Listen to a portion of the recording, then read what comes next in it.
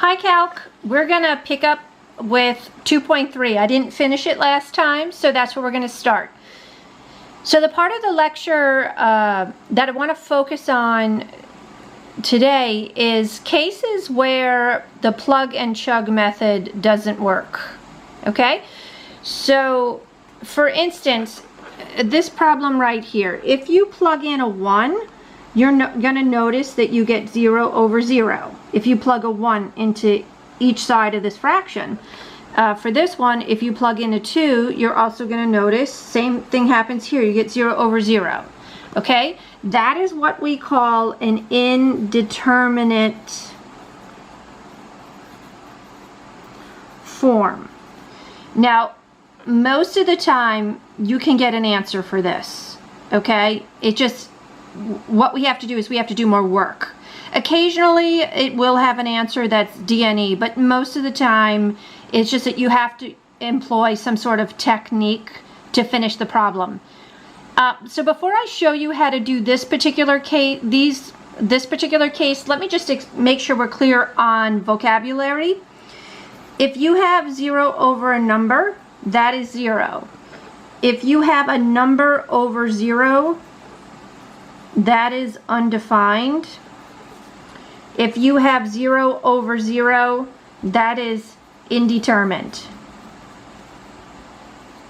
Okay, so it's going to be important going forward that you know the distinction between these three, okay?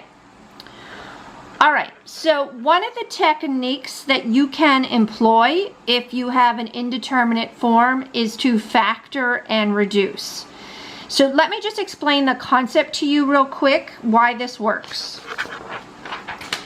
So that bottom function here, I'll talk about this one because I have this one in your packet. Okay, so this function in here that we just took the limit of, and we got indeterminate form. This actually has an answer, okay? But here's the logic. If I factor this fraction, you're going to notice that it has a common factor. And graphically, what a common factor creates is a hole. So that means that this graph has a hole where this goes to 0 over 0. So that means that this graph actually has a hole when x is equal to 2. And how I figure out where that hole is placed is I reduce the fraction so that I just get g of x is equal to x plus 2. I know this isn't an equivalent function. It's a modified version. But if I temporarily just reduce this for a moment, and I plug the 2 into here, I'm going to get that this equals to 4. So it means that the hole is at 2, 4. Okay, let me just say that one more time. To figure out where the hole is, where this is 0 over 0 or indeterminate, you reduce, so the hole's at 2, you reduce it to then plug in that value to figure out where the hole is, okay? So this graph, this g function, is actually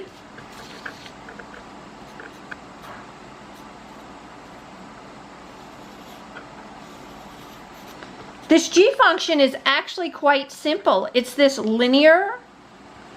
line with a hole in it at the point 2, 4.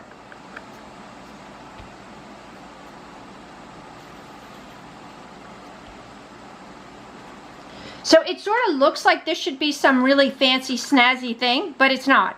It's not. It's basically this linear function with a hole put into it. Okay? I actually have that in your notes as well.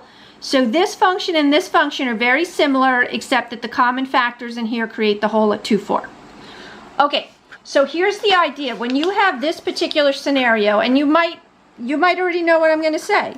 When you have this particular scenario of indeterminate form, one of the techniques that we use to solve is to factor and reduce. That's an actual technique. So the first technique I'm showing you for an indeterminate form is to factor and reduce.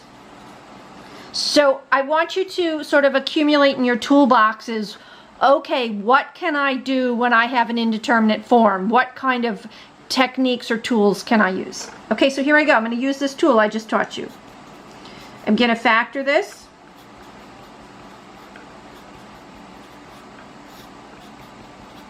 I'm going to reduce. I'm going to plug in. The limit is 4. Okay, so again, let me just say that a little slower. So if you get an indeterminate form, one of the techniques to use is to factor and reduce. So I factored the numerator. I reduce the common factors because what that does is create a hole. So when I reduce it, I temporarily plug the hole. And once I plug the hole, I can actually solve for where that spot is. Okay? Because remember, these two graphs are the same. And for me to sort of take the limit here, I just have to sort of figure out where that hole is. Now, if you notice, I gave you another example here. Okay, and we talked about that earlier. I don't know if you remember here where that was indeterminate. So it's the same technique, right? This is indeterminate.